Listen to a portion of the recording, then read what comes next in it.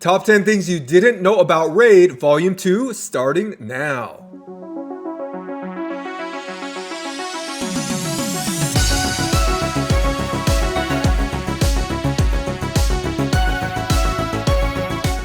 What is going on, Raiders? Soda Dragon here, and it's about that time again for another top 10 list.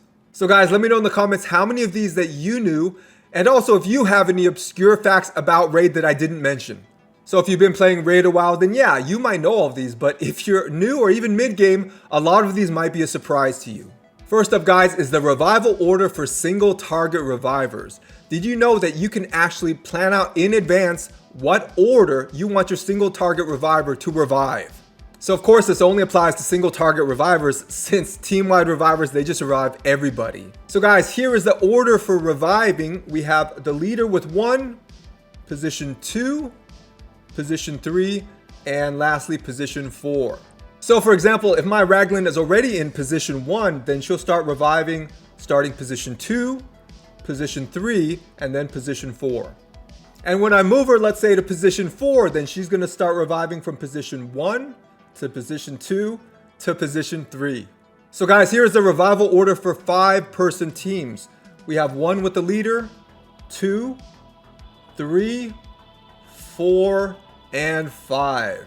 So guys, here's an example of 2 revivers prioritizing each other to revive. So we have Raglan in the lead, and of course the first person she will revive, she can't revive herself, is number 2 here, Molly. But notice Molly here, if she were to revive, the first person that she would be the number 1 spot, not number 2, because that's her. So we have a double reviver set up here, each prioritizing each other. And lastly guys, the priorities for a 6-person team. So here is the leader, number 1. We have number 2, we zigzag, number 3, number 4, zigzag again, number 5, and lastly, number 6. So there you go, guys. Revival order for single target revivers is not random. You can plan it out in advance. Number 2, we're going to talk about how to get one of the best deals in Raid. So for this deal, we're looking at 5 sacred shards for about 40 bucks. Now that equates to less than $10 a sacred shard, which in Raid is a really good deal. So how do you get this deal to pop up? Let's say the first time, if you've never seen this deal before, or if you've seen this deal before, how do you get it to pop up again? So right here in the upper left-hand corner, you're gonna need to level your account to anything ending in 7. So that's 17, 27, 37, etc. If you do that, then yes, this deal will pop up for you. But what about accounts like mine? I'm already maxed out at level 100. What does that mean? It means I will never see that deal again, unfortunately. So guys, this is the best deal in Raid for sacred shards, so pick it up while you can before you hit level 100 on your account. Next up is a question of who is the best starter character. So normally the default answer is Kale. He's the best starter because of his poisons. He has both the weak and strong version poisons, and we all know how powerful poisons are against bosses in this game because they deal percentage based damage. But with recent developments in the game, some people have been making a case for another starter being better than Kale. So Elhain here, yes, the girl that got swallowed by the dragon, may be a better starter than Kale depending on how you look at things. So why would that be the case? It's because of the faction guardian system. So let's look at Elhain's faction, the High Elves. So for this bottom tier here, to get all these bonuses, you would need rares of High Elves. So if you guys think about it, these bonuses are really strong, especially for a starter or beginning account. Plus 10% HP, plus 10% attack, plus 7 accuracy, plus 7 resist, plus 10% defense, and plus 3 speed. So what does this have to do with Elhain being the best starter, since every faction has these bonuses available if you have the dupes?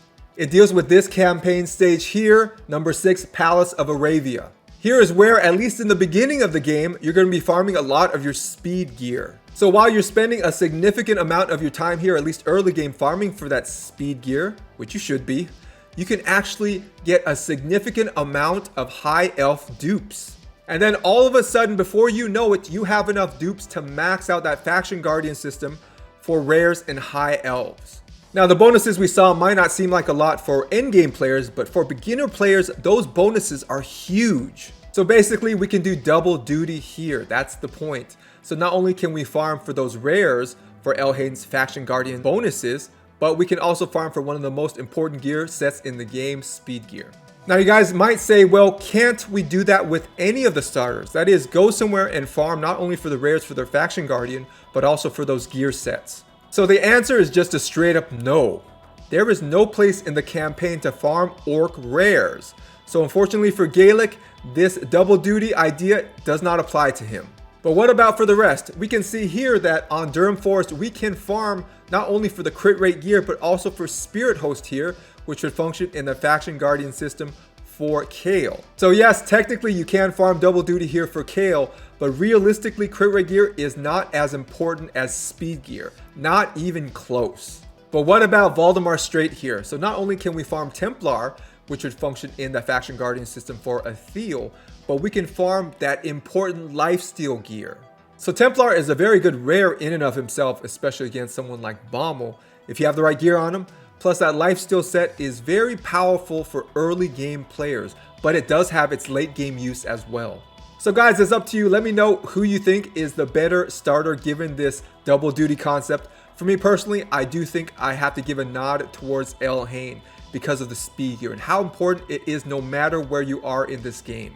Number 4, guys, I got a question for you. How many people do you think in this game were overtly based on real life people? So guys, I don't mean inspired by real life characters. I mean overtly based on real life characters. So if you guys said 2 characters, Ninja and Simple, you would be wrong.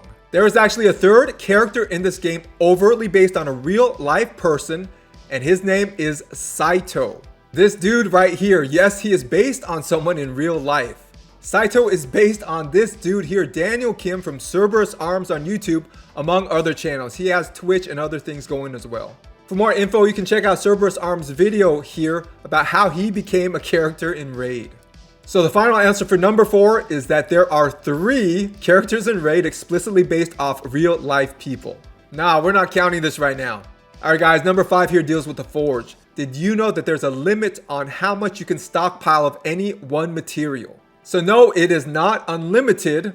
The maximum you can stockpile of any one material is 10,000.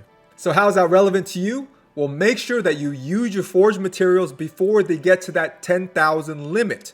Because once you're there, you're not stockpiling anymore. You're basically wasting those materials. So here guys, you see that I have 10,000 Magisteel. Yeah, I probably should use some of it. And check out my epic soul stones. Yeah, maxed out. So make sure you use your forged materials before they hit their max. Don't follow my example. Number 6 deals with champs with multi-hitting skills that land at random. So for example here, let's take Apothecary. So it's A1 here, attacks 3 times at random. But is it really at random? One thing about multi-hitting at random attacks is that for a lot of them, the first person that you clicked on to attack, that will be where one of the hits will land. So to give the example for Apothecary here, whoever I clicked on to use this A1 against, at least one of the hits will hit that person that I clicked on. Now maybe more than one, it could be all 3, but it will be at least one. So watch here as I use Apothecary's A1, that is that 3 times at random multi-hitter, and I'm going to target that front leading Elenaro there. So at least one of the hits should hit that Elenaro.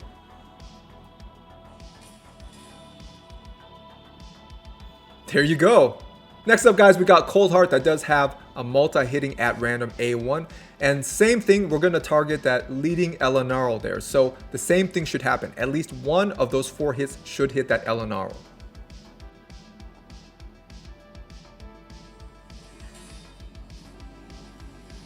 There you go. But something strange happens here for Ninja. Now his A2 attacks 3 times at random, but it doesn't follow the same pattern that we saw for Apothecary and Cold Heart. That is, it will not always attack with at least one hit the person that I clicked. So the person that you clicked with Hailburn, he may not attack them at all. So I did notice that is the case with Hailburn. Now it may be because it's a cooldown skill, not an A1. I'm not exactly sure, but this is confirmed that Hailburn, confirmed by myself, that Hailburn does not always attack the person that you click. So hopefully I can show it here and we can capture it on video. Okay, didn't work, but trust me, I've watched it so many times. Hailburn does not always attack the person that you clicked.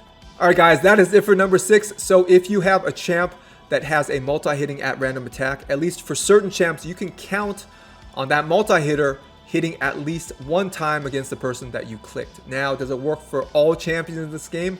No, it doesn't. So you're gonna have to experiment. But I know with my Apothecary and my Cold Heart, whoever I click will at least be getting one hit. So experiment. Number 7, guys, is a little tip to get more points in champ training events. So what is the tip? Well, at least for rares and above, you want to level up, at least partially, every champion you have. And yes, this includes champions that you are about to sacrifice to rank up other champions. So you see all the level 1s I have here right now. I would level all of them up at least partially. So if you have a lot of beers, I would say for every level 1 that you have above rare, that is, put at least 2 beers into them. Or you can run them through Brutal 12-3 a few times if you have the energy. So if this was a champ training tournament or event, and I wanted to rank up my Confessor, this would be the wrong way to do it. Why? Look at those rares. Those rares are only level 1. For rares and above, there shouldn't even be any level 1s on your account, whether or not you're going to sacrifice them. That's the way to get big points. So guys, here is the way to do it. Notice the champs that I'm sacrificing here have already been leveled up a few times. Alright guys, that is your pro tip of the day on how to do better in your champ training tournaments. So for every level 1 you have, rare and above, make sure to put at least 2 beers into them, or maybe run them through Brutal 12-3 a few times. So you're getting those early, easy levels, and those count big time towards points in the champ training tournaments. Next up, guys, is a trick to fool your clanmates into thinking that you've done ridiculous damage against the Demon Lord with somebody like a common or uncommon. So here, Bojangles asked the Reddit community how his clanmate Fairness did so much damage against the Demon Lord, over 11 million, using only one character, an uncommon, and that uncommon only is at level 1. So what's going on here? Is it that Jaeger here is really the best kept secret in Raid as far as doing damage against the clan boss? No, he's not, but here's the trick. Now mind you, this trick will cost you a clan boss key, so if you happen to have an extra around and you have no better use for it, then yeah, you might want to use this trick. So whenever you see ridiculous damage numbers like this coming out of someone who you think it shouldn't be coming out of, like Jaeger here, here is the trick that's going on. Notice how many keys have been used here. 2. That is a big tip off to what's going on here. So with the clan boss, the last team you use to fight him is going to be the team that shows up on the list that's available for everyone in your clan to see. So yes, Faramis did use the clan boss key here with a team only composed of Jaeger. But the damage number itself is actually the sum of all the damage you've done with all your keys that you used for the day. So what do we know about Faramis here? Well, the last team he used was in fact one uncommon in Jaeger, but we don't know the first team that he used. And we know the sum total of the 2 keys that he used resulted in 11.22 million damage, but we don't know how that is dispersed between the 2 keys. Meaning we don't know how much damage the first team did, that unknown team, and the second team here with just Jaeger. But we can guess. I'm guessing the first team that he used did 11.22 million damage, and the second team that he used, that is with just Jaeger, did 0 damage. Therefore, the sum total of them both is 11.22 million. There you go, guys. A good way to fake out your clanmates, though it's going to cost you a clan boss key. Number 9 is an interesting fact here about Rector Drath's A1.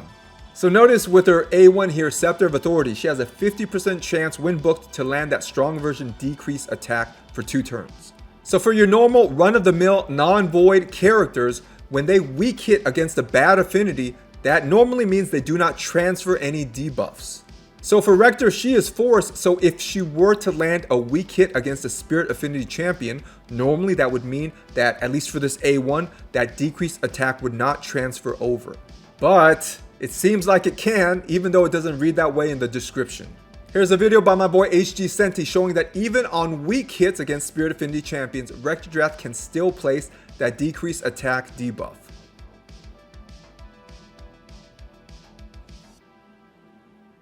So yet again, we have another reason why Rector Drath is great, as if she's not great enough, but it looks like she can land that decreased attack debuff even on weak hits with her A1. Lastly guys, number 10 here deals with Magnar, that heavy hitting HP based AoE nuker. So I'm going to ask you guys a question about Magnar. Now I don't want you guys to think about this long, and I don't want you guys to research it.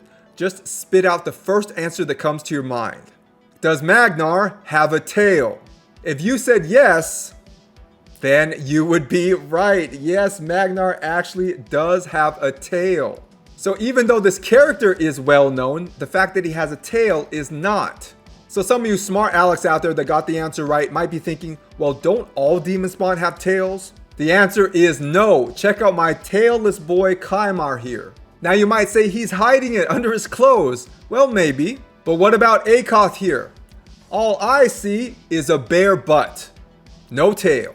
Alright guys, this seems like a good place to end the video. That is on Akoth's butt here. So I hope you guys enjoyed the video, and let me know in the comments if there are any weird or interesting facts you know about Raid that I have not covered in my top 10 things you didn't know about Raid videos.